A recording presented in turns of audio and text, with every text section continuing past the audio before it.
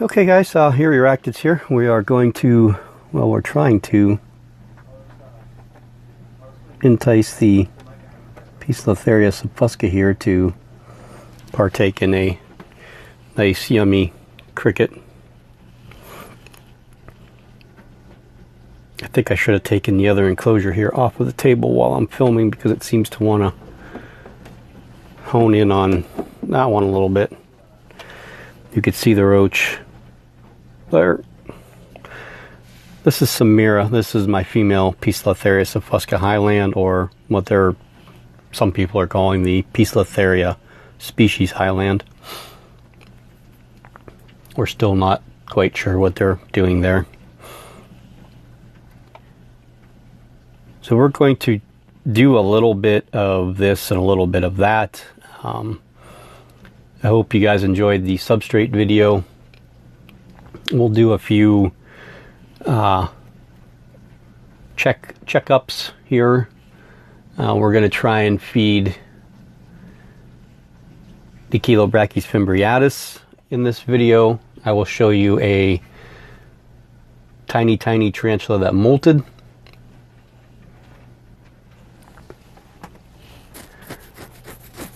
And then I have a bunch of them that just don't want to do anything for me.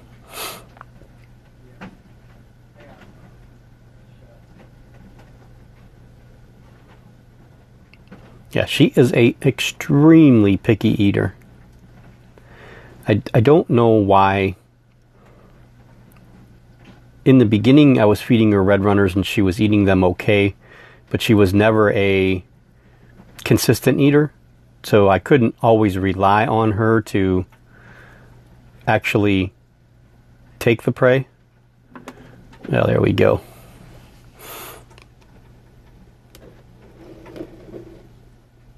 I guess the roach just had to say, hey, here I am, come and eat me.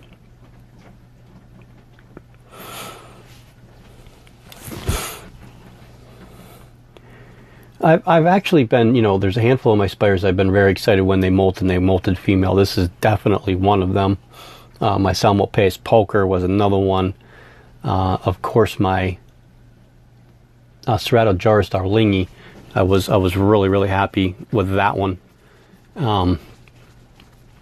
My Nandu Colorado villosus, when she was confirmed as a female, you kind of get an Orphanacus philippinus. But out of all of those, I mean, this one and Salem, my Salmopaeus pulcher, are probably the two I was the most excited about finding out that they were female. I'm going to turn this light on here real quick just to see if that helps at all. Maybe not. Don't know if it'll help on this side. Too much light, huh? I did order a ring light. A ring light will clip to the cell phone. That'll give it constant light from behind and much more light than these little LED lights that I have. Turn that back off. It's not really helping us. So you guys really can't get a good shot of her color. But yeah, so we're gonna move on to an update. We'll check on the Monocentropas balforis, see how they're doing. And then I'll show you the little tiny guy that molted, and we'll move from there. Okay, second part of this and that is this is the Brachypelma albiceps, a little tiny sling. This one molted yesterday, so you can see the little tiny molt in there. Before I put this back together, we'll spray down the one side over there to give it some moisture for drinking water droplets if it needs to. I've been very unsuccessful with tiny little water dishes. I've had more success with slings, just spraying them and the enclosure sides. Because they're right next to me, I tend to pay attention to them more, so I will, spraying them seems to be, it works better for me. So yeah, like I said, I have two of these. The other one's a little bit bigger, even after this one molted. I think the other one's still a little bit bigger, not too much. But and then of course we have the juvenile one that has been a pretty much pet rock since I've got it. It doesn't ever seem thrilled to be alive, to be honest with you. Very motionless, very sedentary. It doesn't really do much of anything. I keep hoping that it's starting to progress in the pre-molt. It has been kicking a lot of hairs, and I'm not even bothering it. That's what's funny, is it sits here on my shelf and I can see it in the corner, and I don't have to move it to take a look at it. And you can see that its abdomen's getting balder, but it's not really darkening any. So that progression of darkness underneath is not with the baldness. So, yeah, that's the only spider it's molted in the last few days anyway. I think the last one last week was the Davus penniloris female. So, I think I'm gonna try. Oh, let's do another update here. Okay, so this is a few days after rehousing the Monocentropas balfouri communal. I think you can see the little guy running around back here. We'll just kind of turn it around here, and you can already see this is what I have found recently. And I'm not sure if it's just because we're in winter, because I fed these guys with crickets. They ate them. But you could see, if you look right where my finger, the shadow is right, I can't get, right there. That's like a small bolus from a cricket that has already started to mold over. So while I'm here, we're going to take care of that. And generally with that type of mold, it's just grab and go. You don't have to get fearful and worry about having to rehouse your spiders. Just take the stuff out and you're good to go.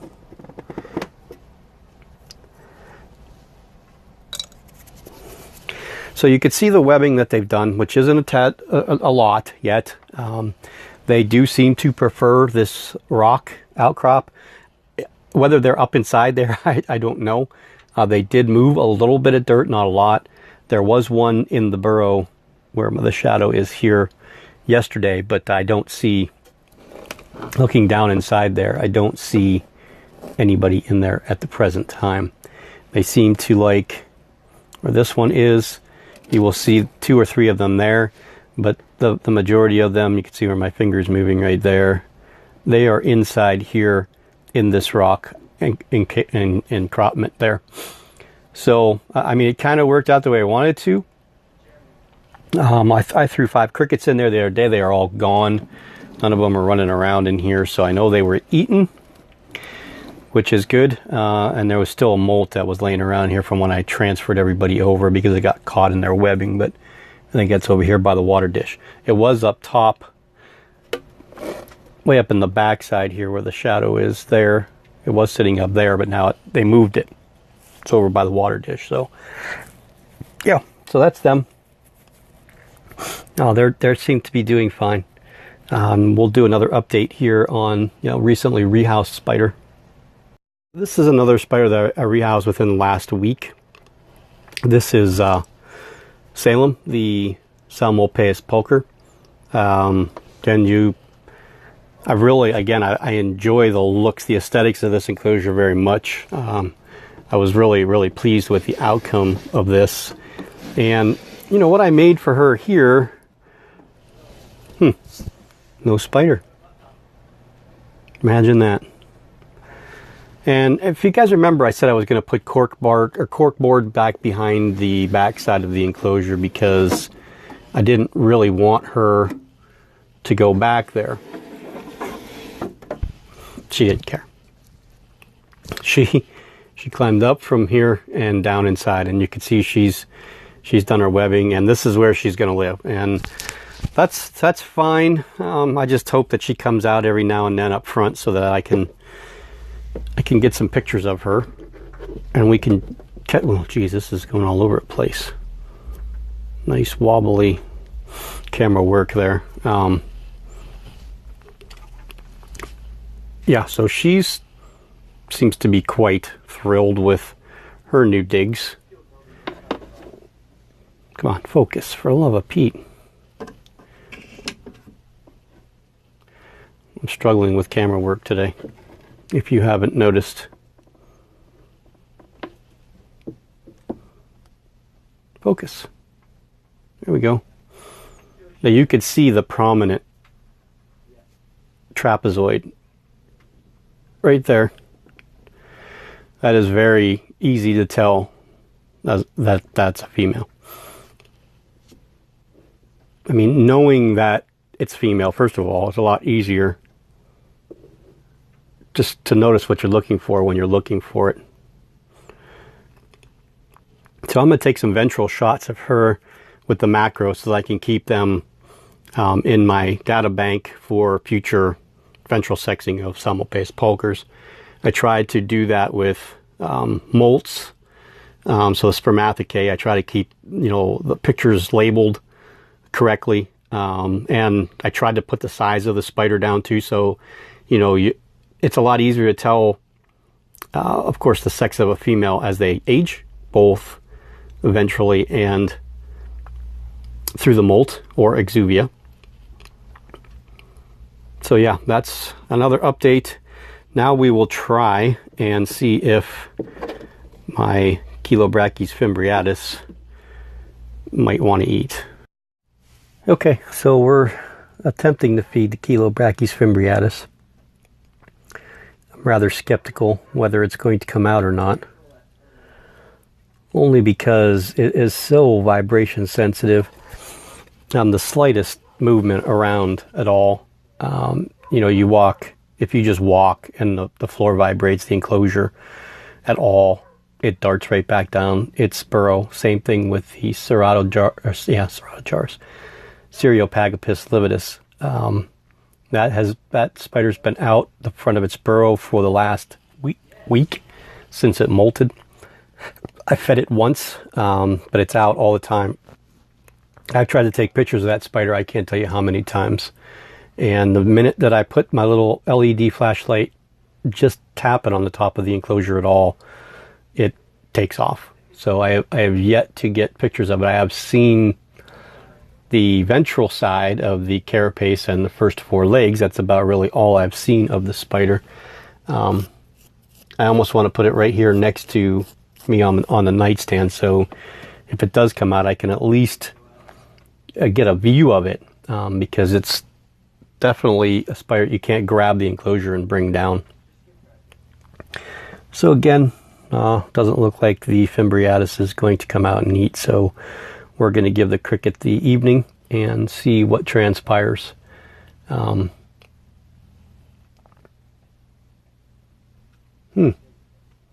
What do we do next? It's a good question. I don't know what we're going to do next. I'll figure it out. Okay, I don't think I've shown this particular spider yet. This is the Augustofelis isendami. You're not going to get a very, very good view of it, but maybe I'll try another light. No matter where I put the light, it's not really going to help you. Just kind of magnifies. You can see the way that it built its burrow. It utilized these like pieces of plastic grass things I got at Hobby Lobby, and it just dug a burrow straight down, and then it goes down inside. It's very active. This one's very active. At least it has been recently anyway. It's been really, really moving around a lot. I fed it once, so we're not going to feed it today. I'm not ready to feed it again. I'd like to wait another week before we attempt to feed this one again. But yeah, we're going to do one quick rehousing, and that's where we'll end this video. But I did want you guys to see this one, just a little bit of it anyway. Like I said, here's the entirety of the enclosure. And this is the Mozambique golden baboon, I think they're called. Again, forgive me on my common name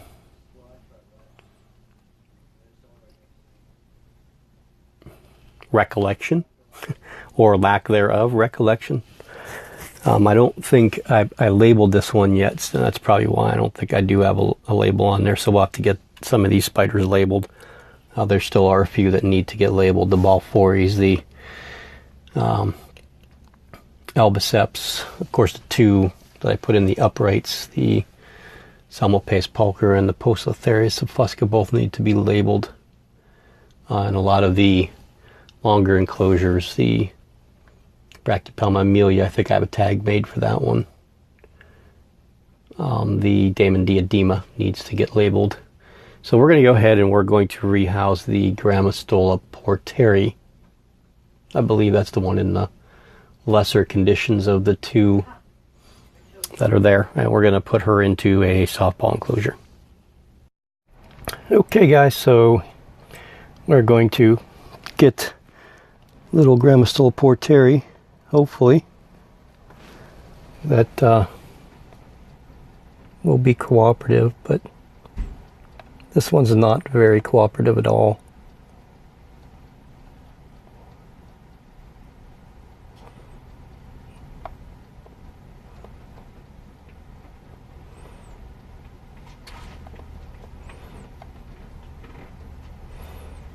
No, a little bit more cooperative than I expected.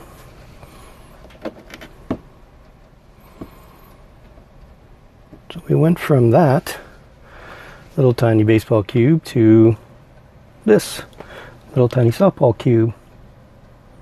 There you go, buddy. There's your new home, Grammostola porteri.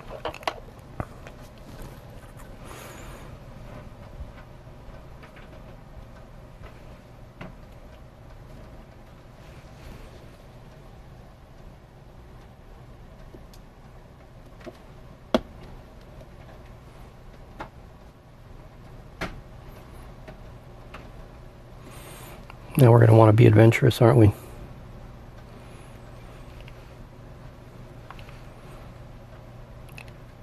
So it's just a simple setup with my substrate mixture, a flat piece of cork, a log there just to give it some look, water dish in the corner, and I'm sure that'll be filled up with substrate before the end of today, and just a little bit of green to put in there. So we have another one, so I'm probably going to move the Grammostola rosea into that, and I think I'm going to go ahead and move the Formictopus cancerides into the longer 1/24th scale enclosures, which I have 1, 2, 3, 4, 5, 6 of those, and one that's just a little bit longer, so 7 of those to fill up. One is going to be the Grammostola pulchripes that's in the Critter Keeper, and I think the Brachypelma amelia is going to come out of the Critter Keeper as well. The Insei and the Longipes I think are going to stay in there for now because I think they're both nearing a molt. I don't want to bother them. As a matter of fact, the amelia should be molting soon too, so I may not be able to move that one either. But that'll get rid of those Critter Keepers and give me a little bit more room for some other stuff. So that's really about the end of this video. A little bit of this, a little bit of that. Like I said, we had a rehousing. We had failed attempt twice, I think, at feeding, right? Oh no, we got the subfusca did feed for us. That's right. The Fimbriatus did not. You got to see the Balfours and the Semmelpace pulcher. So again, thanks for watching and tuning in and hanging in there with me. And we'll see everybody real soon.